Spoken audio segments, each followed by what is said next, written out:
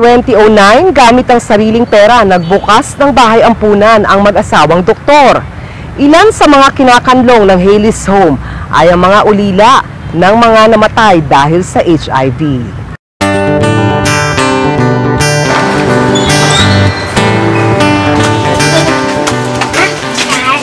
They call it Hayley's House of Hope, a house of refuge, a house of hope. It's a training center. To them, it has a psychological effect that they were abandoned and their parents cannot raise them. Misyon ng Hayley's House na hubugin ang mga batang Cambodian sa mabuting pag-uugali.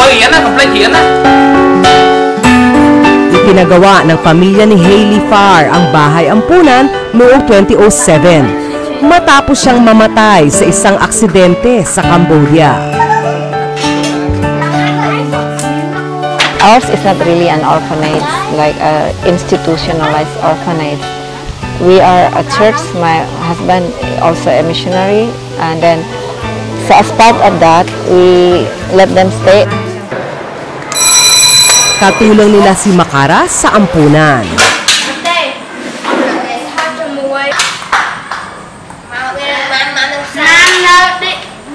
We have a leader. We divide it for group, and they can take a look for them. They can see the group. One group, they have 4 members. 31 bata ang nakatira ngayon sa Hayley's House. It's very difficult.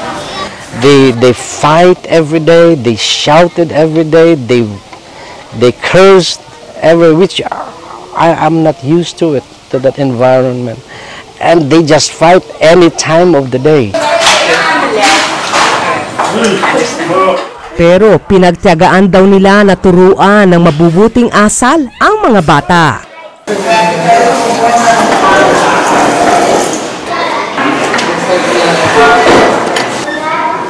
Nagkakaroon ng review classes sa Hayley's House ang mga bata pag-uwi galing sa eskwelahan. Ang mga volunteer dito ay miyembro ng simbahang pinamumunuan ni Dr. Leo. May music lesson din ang mga bata. We try to picture to their lives positively that they are fortunate that they were able to stay with us because we love them as our own. We raise them up as our own. May isang anak sina Leo at Mary. Sa dami ng batang inaalagaan, minsan ay nababawasan ang atensyon nila sa nag-iisang anak. There were 2 occasions that we forgot to buy Christmas gifts to my son. And all the children are happy opening their gifts, shouting, you know, when the excitement in opening their gifts. Ayaw daw ni Sam na tumira sa Cambodia noon. Because we don't have time with him. But now we try to, para bang binawi namin sa kanya ngayon.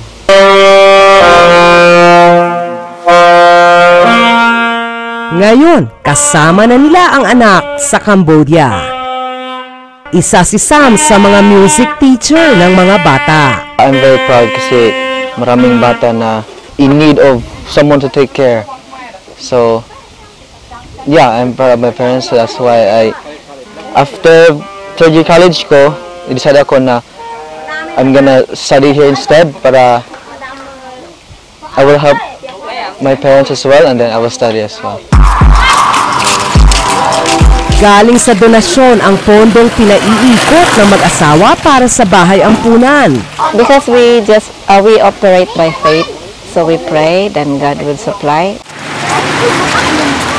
Dahil limitado ang pondo, hindi na muna tumatanggap ng bata ang Hayley's House.